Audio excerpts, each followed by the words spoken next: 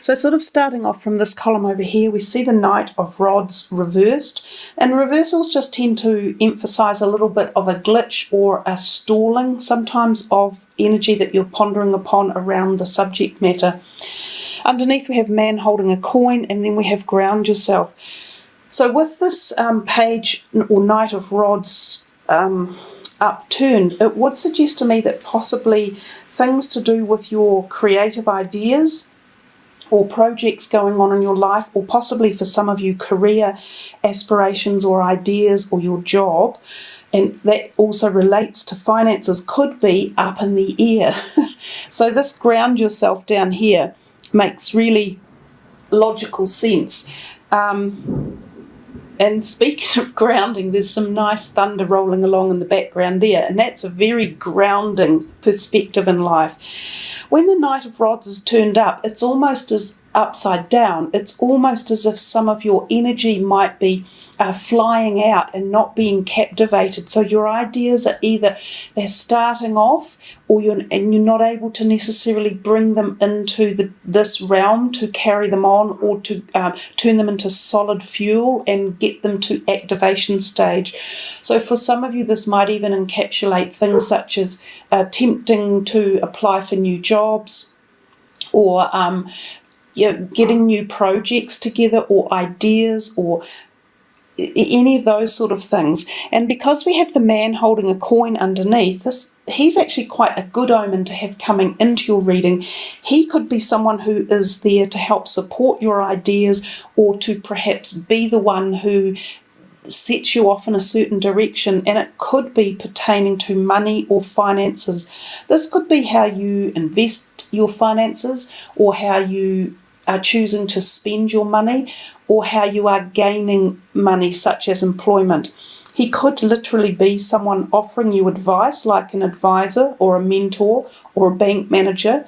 He could have something to do with your finances, such as loans or mortgages. Some of you may have been thinking that you wanted to go on an amazing overseas trip, or spend a whole lot of money on something, and there could be a degree of someone saying, well, wait a minute, guys, ponder this and make sure you have got the logical things going on in the background, that you do have the funds for it, that you're not overextending.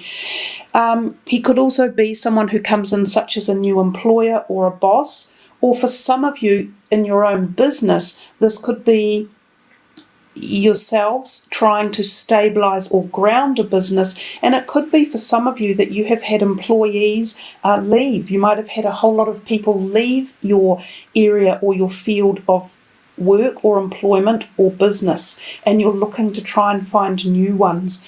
Definitely the message here about grounding yourself would appear to be really beneficial. And coming up to the northern hemisphere, it is your spring up there, which is a really great time to spend outdoors, and with that whole beautiful feeling and essence of all these gorgeous flowers and the solidness of being grounded. It calms us, it establishes us, it gives us roots. It's very good for the base chakra, which is where we gain financial stability, and we have our finances grounded into that area of our body. So it could be about bringing balance into that part of your body as well. So it is quite a wild storm outside, so there's a whole message there for grounding and earth energy. We come to the next column here, and we see the Five of Swords, and then we see the broken heart, and then we see relationship. So this entire column is relating somehow to, probably for most of you, personal relationships at some level or another. Now this could be your intimate romantic personal relationship, it could be family such as children or siblings or aunties or grandparents or parents, it could be friends as well, or even work related people. When the Five of Swords appears in most readings, it tends to tell us that there could be sort of a little bit of disagreement going on with ideas or concepts or belief systems or directions that people are headed in. Now sometimes it can come to like a fiery argument about who's right and who's wrong, and sometimes these people in your life, whether they're the friends or workmates or family, they can choose to go down different paths. So at times like this, it's important to be careful about how you say your opinions or your ideas or your values or what it is you want from a relationship. If you use positive words or, the potential to try and mediate a situation as opposed to totally segregate it and bring it to a stop, then these situations can often be mended.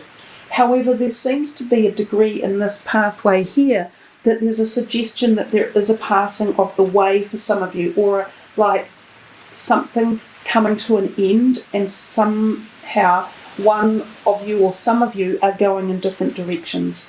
So this could be something akin to a family where, some people are going to move to a different state and others have to stay behind for work reasons or family reasons or something else. This could be when your child leaves home and goes overseas on an overseas experience or journey. This could be when you do have friendships that are just no longer connected anymore. You don't follow the same interests or paths. So there's this feeling of sorrow and sadness at them leaving.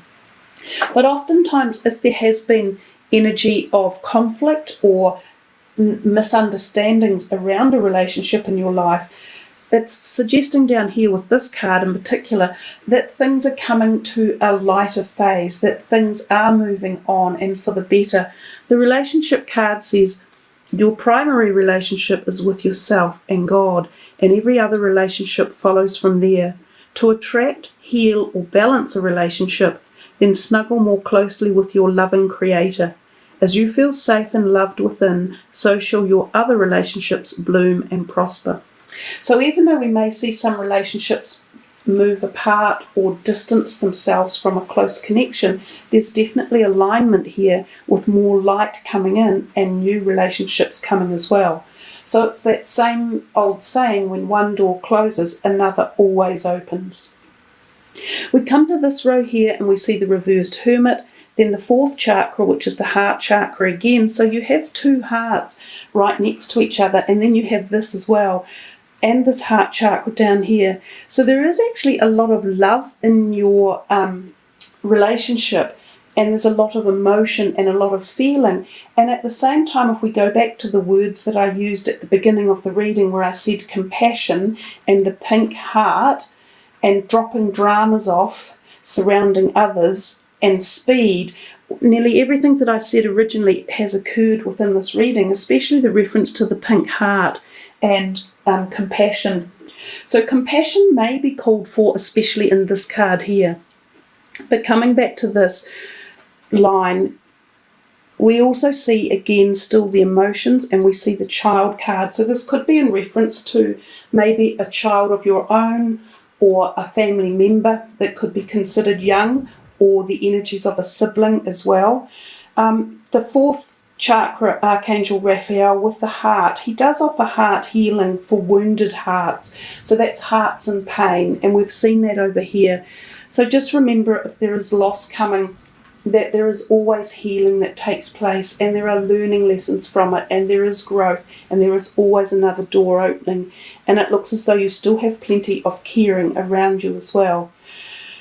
Also, Raphael gives us physical heart healing, and this over here is a broken physical looking heart. So some of you may require your heart looking into, or any area in your chest, which could include lungs, heart, breasts.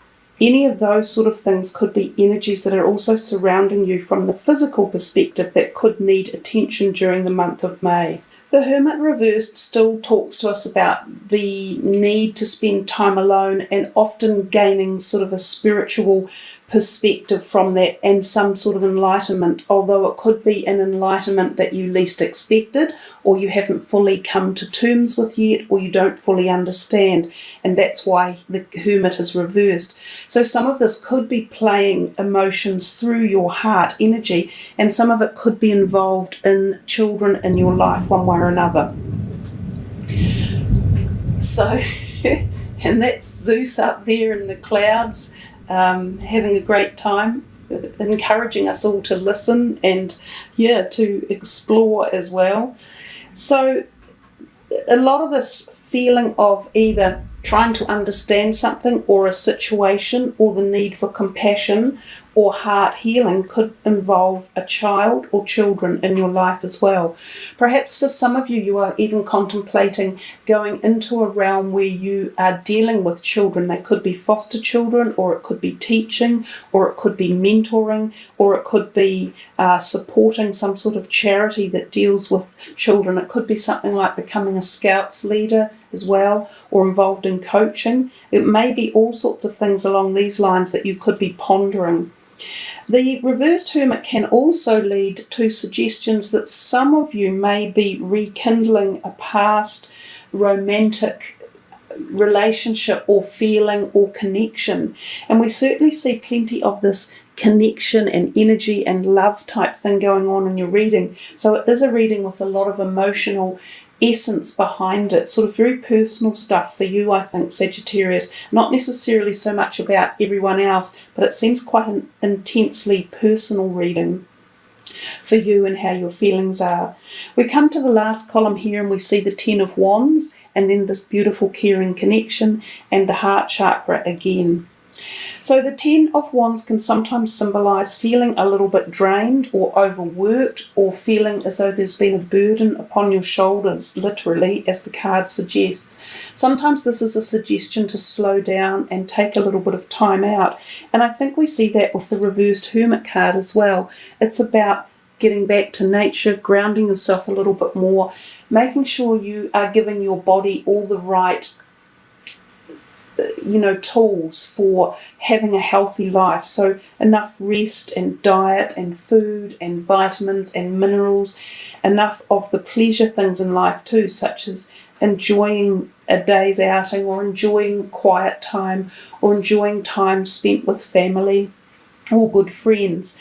So the Ten of Wands tells us that we may have been on a project or doing something for a long time that may have been draining us, and it's time to take a rest, or know that the finishing steps of this project or whatever it is that you may have been doing is slowly coming to a close, but that it's been worthwhile and you have learnt a lot, and it will take you forward as well with knowledge that you have gained, with hard work that you have put into something. And again, this can be the creative aspects of life, such as your passions or hobbies, or your career zone as well. And we come under here and we see this caring connection and the heart chakra. These two seem more connected perhaps than this Ten of Wands up here. But the caring connections, I often feel, is almost like the Lovers card. There's a possibility for some of you that this could be your current partner, and you are re-healing something, or you are readdressing it, or the connection is becoming stronger and closer again, or that it needs to have this work done.